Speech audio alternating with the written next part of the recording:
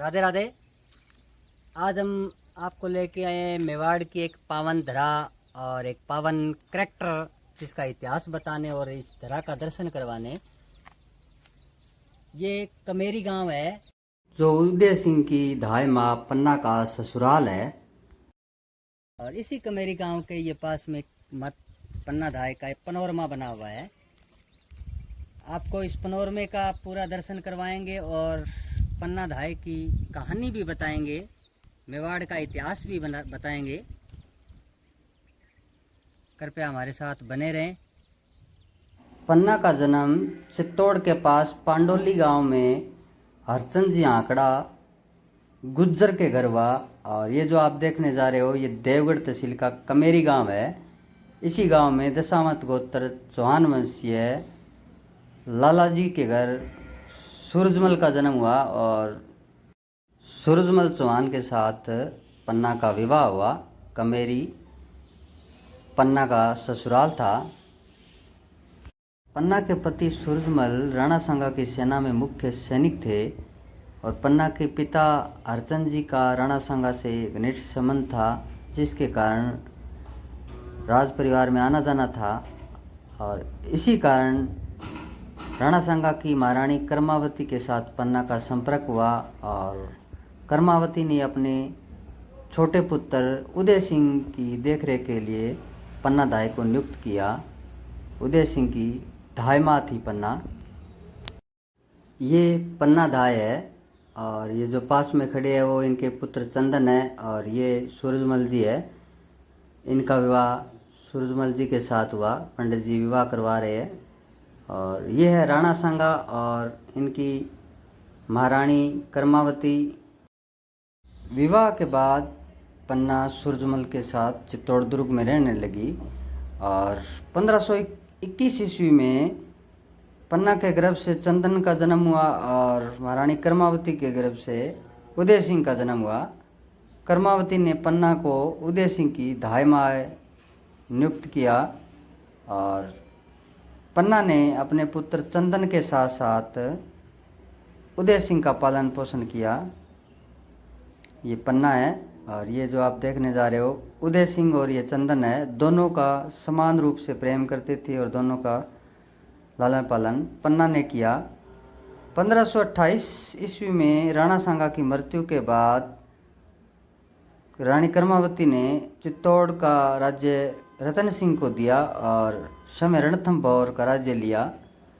जब 1531 में रतन सिंह की मृत्यु हुई तो विक्रमादित्य को शासक बनाया और समय संरक्षिका बनी, क्योंकि उस समय कर्मावती के ज्येष्ठ पुत्र विक्रमादित्य नाबालिग थे। विक्रमादित्य का स्वभाव सही नहीं था, इसलिए मेवाड़ के बहुत से लोग मेवाड़ छोड़कर जाने लगे। ये जो आप देखने जा रहे हो। और 1534 में जब गुजरात की सेना ने मेवाड़ पर आक्रमण किया तो कर्मावती ने युद्ध करने की सोची और विश्वस्त सैनिकों ने पूरा सहयोग समर्थन की बात कही और रानी कर्मावती ने एक सैनिक के साथ बादशाह हुमायूं को राखी भेजी, जो आप देखने जा रहे हो। 1535 में जब दोबारा गुजरात की शासक मांडू के सुल्तान ने आक्रमण किया तो कर्मावती के नेतृत्व में जोर हुआ और ये जो देखने जा रहे हो कर्मावती महारानी बैठे है और सामने पन्ना धाय खड़ी है। वचन दे रही है कि मैं उदय सिंह की देखभाल करूंगी। उदय सिंह की देखभाल करने का वचन दे रही है कर्मावती को। और ये 1535 का द्वितीय साका था चित्तौड़ दुर्ग का, कर्मावती के नेतृत्व में हुआ था। इसके बाद में पन्ना धाय ने उदय सिंह की रक्षा की और उसकी संरक्षिका बनी। ये 1535 का युद्ध है चित्तौड़ दुर्ग पर जो आक्रमण हुआ था। और ये सूरजमल जी है पन्ना के पति, जो 1535 ईस्वी के युद्ध में काम आ गए। 1535 का वर्ष पन्ना के लिए बहुत ही दुख भरा आया। सूरजमल जी पति युद्ध में काम आ गए और साड़ी रानी ने जोर किया। जोर पर जाने से पहले आड़ी रानी ने उदय सिंह की सुरक्षा का पन्ना से प्रण लिया। ये पन्ना प्रण दे रही है कि बाद में मैं उदय सिंह की सुरक्षा करूंगी। प्रण लेने के बाद फिर हाड़ी रानी ने चौर में प्रवेश किया। 1535 से युद्ध से पहले पन्नादाय कर्मावती को वचन देकर महाराणा विक्रमादित्य और उदय सिंह को लेकर उनके ननियाल बूंदी चली गई। और 1535 में युद्ध के बाद बहादुर शाह का चित्तौड़गढ़ पर अधिकार हो गया और 6 महीने बाद विक्रमादित्य ने अपने ननियाल बूंदी की सहायता से चित्तौड़ दुर्ग पर वापस अधिकार कर लिया और चित्तौड़ दुर्ग पर शासन करने लगे। बनवीर जो राणा सांगा के ज्येष्ठ भ्राता पृथ्वीराज के दासी पुत्र थे, वो विश्वस्त लोगों में शामिल हो गए और महाराणा विक्रमादित्य के विश्वास पात्र बन गए। पहले बनवीर विक्रमादित्य के थोड़े समय के लिए साथ रहे और जब विश्वास हो गया तो एक दिन मौका पाकर ये बनवीर ने विक्रमादित्य की हत्या कर दी और उसके बाद में तलवार लेकर महलों की तरफ विक्रमादित्य के भाई उदय सिंह को मारने के लिए दौड़ा। और ये देख लो एक दासी पन्ना को बता रही है कि बनवीर आ रहा है। तो ये देखो बनवीर आ रहा है, पन्नादाय रोक रही है और अंतिम रूप से पन्नादाय ने इशारा कर दिया है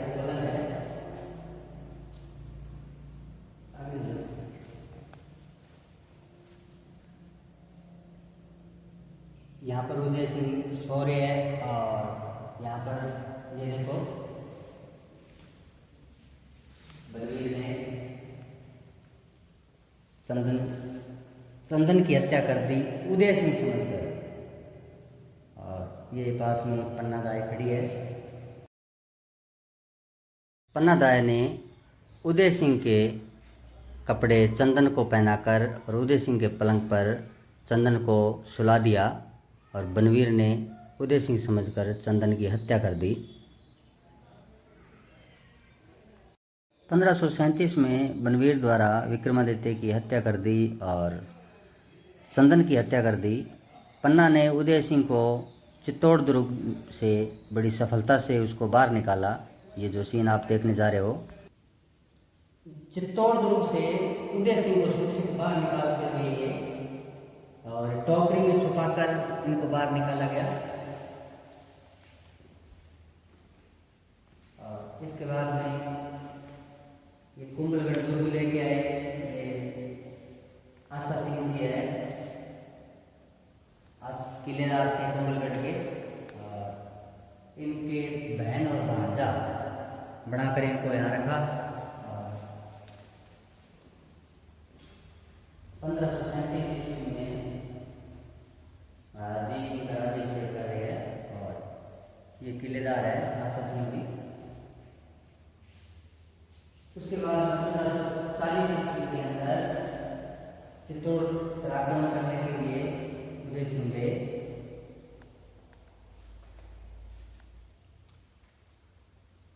युद्ध हुआ बनवीर के साथ और ये किले चित्तौड़ दुर्ग के गेट खोल रहे हैं।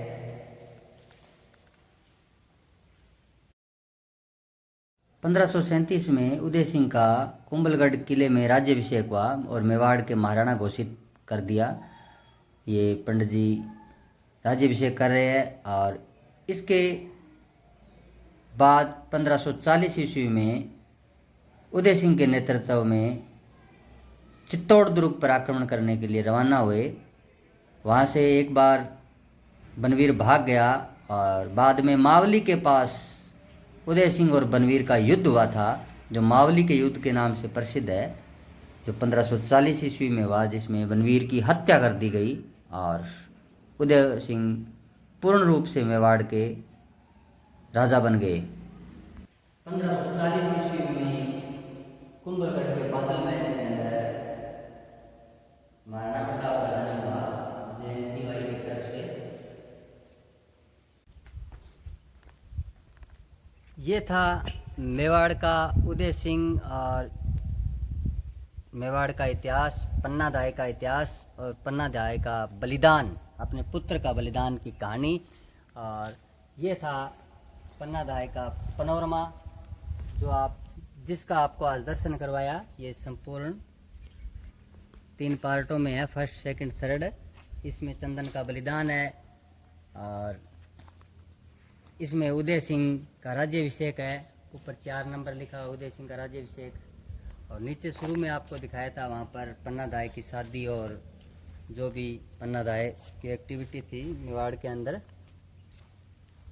फिर ऐसे ही एक नए स्थल की वीडियो के साथ मैं आपके सामने रूबरू होऊंगा। तब तक के लिए राधे राधे, जय श्री राधे, जय श्री राधे।